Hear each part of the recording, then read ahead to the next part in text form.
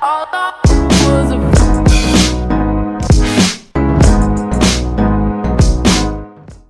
coins? Yes!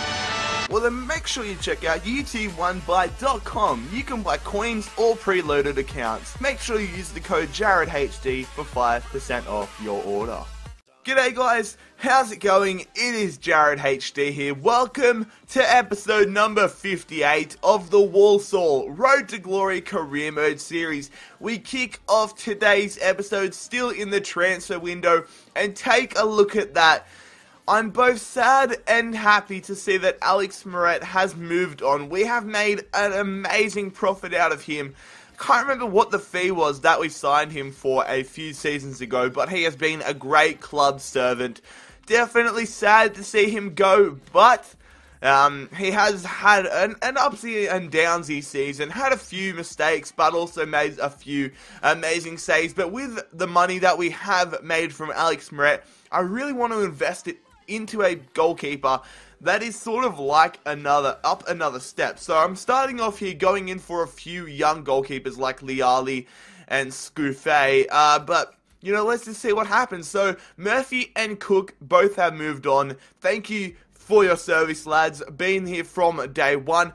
And Udinese and Juventus both accept the separate transfer offers. So we go into contract negotiations with Simone Scouffet, and then we're going to go into contract negotiations with Nicola Liali from Juventus. So if we can get either of these young, amazing Italian goalkeepers, then I think we'll be in for a very bright future. But unfortunately, both Scouffet and Liali do decline the contract offers. Not happy about that at all. So I do decide to offer up a little bit more money for both of them. And both of them just say they love living in Italy. They don't want to relocate. And mate, if I'm paying you £50,000 a week, then I think you'd want to relocate for that. But anyways, they decline the contract offers once again. It's just an absolute kick in the balls. It's so annoying because I was like, yeah, sweet, we have enough money for them. We're sweet. We're gonna make so many good decisions. But Liali once again declines the contract.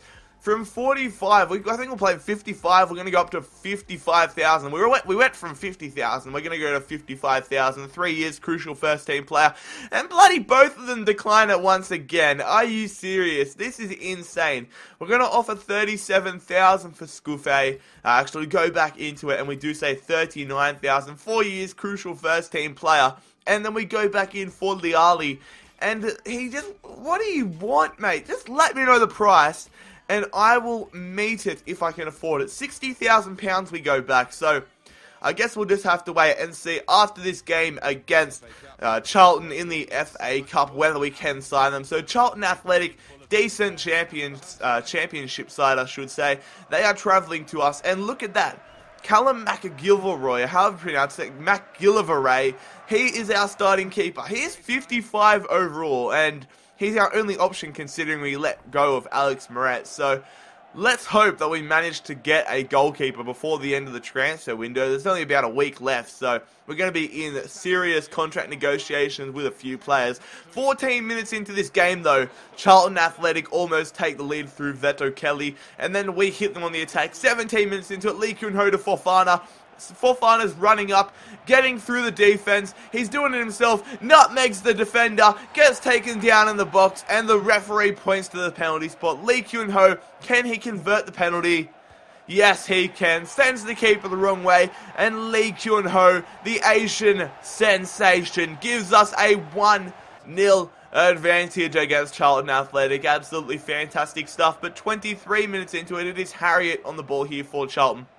Mercs our defense, crosses it in, it gets cleared away to Lapointe, and Lapointe scores. I think it might have been an own goal, but I don't see too much of a deflection there, but just the way the animation and the camera style went makes me a little bit suspicious. But anyways, on the stroke of halftime, Lee Kun Ho to Fofana.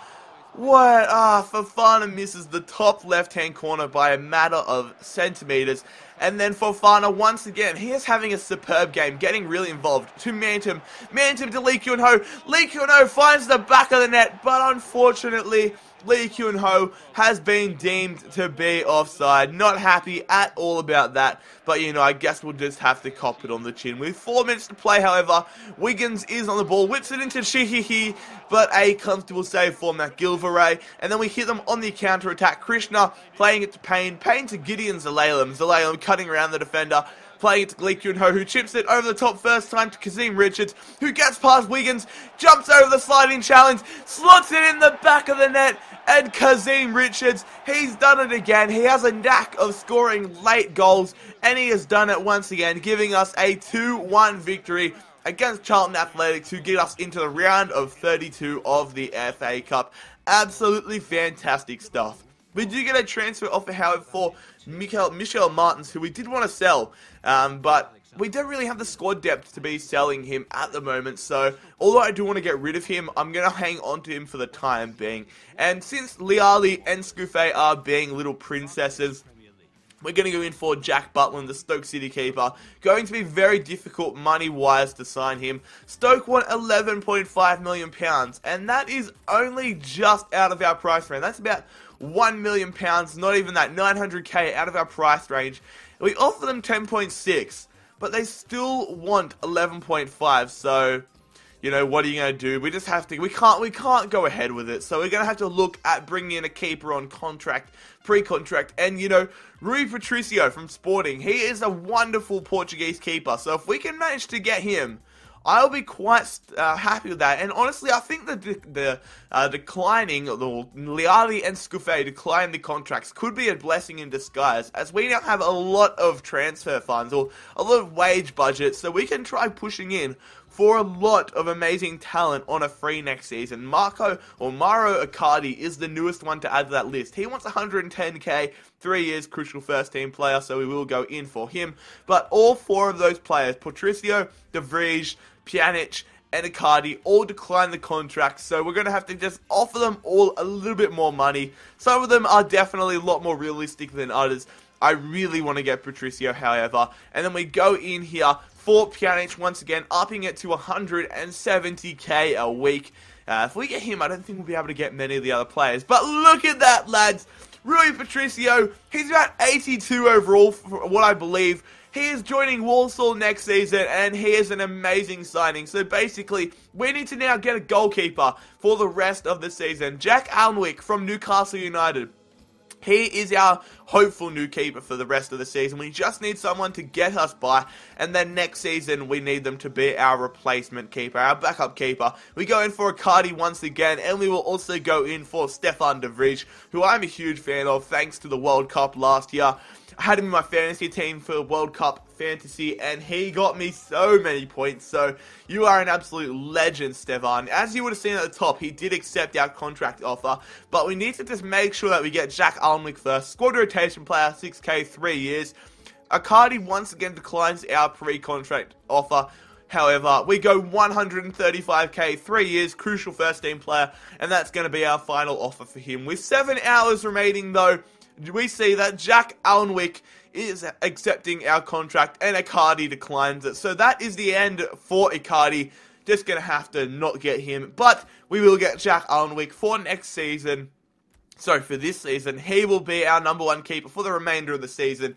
And we are going to stall that De Vrij offer and see if we can get some other players as well. We're going to try getting a new striker to either pair up with Danny Ings or replace him. So Angelo Henriquez, Chilean striker from Barcelona, we're going for him. And we see that Messi is available on a free. I don't have the money, but I'm going to offer 150k and just see if he wants to take a pay decrease. We're also going to go in for Loic Remy, who is only 90k, so we will go in for him. 2 years, crucial first team player, 90k. And then pushing on, we will go in for Emmanuel Mayuka from Southampton. He'll be a good backup striker, 25k, 3 years, and a squad rotation player. Pushing on, however, Angelo Henriquez declines our contract offer, so we will go in, offer him a stronger squad role, and then submit that offer. Crucial first team player for Enriquez. Not quite sure on how good he is going to be. Same with Mayuka. He wants a better squad role, so I'm going to say important first team player, even though he probably won't be that. Once again, Enriquez declines our contract offer. Not quite sure if I actually want him, so I'm just going to back out of negotiations with him. Mayuka accepts our pre-contract, so does Loic Remy. So now we have a big decision to make. Do we take Loic Remy straight up? Or do we go Mayuka and De Vrij? And you know I'm doing the latter. I am doing Mayuka and De Vrij for next season. Welcome to the club, fellas. 2 amazing signings. Absolutely stoked about that. Gonna have to leave Loic Remy for the time being, however. We're gonna go in and loan some players for the rest of the season as we need a little bit of squad depth. We're gonna go in Adam Armstrong and Andres Pereira. Just need to make sure that if we do get a few injuries in the later stages of the season, that we will be covered. And lads, with 3 hours remaining in the deadline day, both Man City and Man United accept our loan offers. So we will accept Andres Pereira, who is 64 overall, and we will accept Adam Armstrong, who is 67 overall. So 2 good temporary signings just to keep the squad afloat. And we also get 76k from the FA Cup. But lads, that is the end of transfer deadline day. And you know what? I think it has been a very successful transfer window. So many amazing talents coming to Walsall next season. And we're going to be serious title contenders, lads. We're still title contenders for this season. 2 games in hand, 10 points behind Chelsea. And we are taking on Arsenal, who are in 10th position. That is a bit surprising. Arsenal not having a great season. This is the new look squad for the rest of the season, however. Bolasie is still out injured, so I'm very excited to get him back. But I'm not quite sure how Arsenal are only 10th place when they have Cavani and Sanchez, Ramsey, all players of that caliber. They're 10th place over halfway through the season. So not quite sure what's going on at the Emirates, but Jack Wilshere trying to change Arsenal's fortunes, gives them a 1-0 advantage 11.5 minutes into this game. Not too happy about that, if I'm being honest. Can you blame me though? But Sanchez, 5 minutes before halftime, gets past our 2 defenders that do clash into one another. He whips it into Cavani, but Jack Alnwick is able to make the save. He whips it upfield. It goes straight to Ings. What a great kick. Danny Ings straight to Baxendale. Baxendale, first time back to Ings. Ings slots it in the back of the net, and Danny Ings gives us a 1-0 scoreline just before halftime. A lovely worked goal, all from a lovely save from Jack Alnwick, and those are the type of goals that I love to score on FIFA. Anyways, 50 minutes into it, Danny Ings once again unleashed, muscling up against Gabriel, getting past him. He's going to cut back around, looking for an option, finds Fellaini. Fellaini backheel to gold, but a lovely save there from Szczesny, keeping it a 1-1 scoreline. Pushing on though off the resulting corner.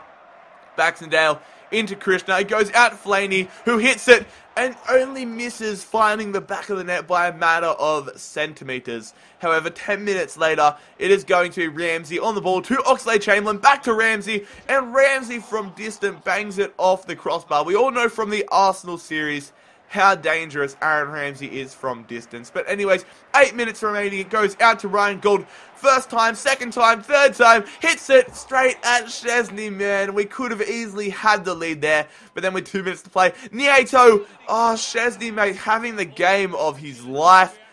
We are unlucky in this game. A 1-1 draw at home against Arsenal. We could have easily stolen the 3 points, but doesn't matter, lads. We're going to wrap up today's episode here. It has been a monster episode of the Walsall Road to Glory Career Mode series. If you did enjoy it, however, make sure that you smash the crap out of that like button. It really helps me out. Subscribe down below if you are new around here. Follow me on Instagram and Twitter. The links, as always, will be in the description. A new episode of the Man City Dream Team Career Mode series will be out tomorrow. But most importantly, fellas, I hope you have a fantastic day. It's been JarradHD here. I'm out. Peace.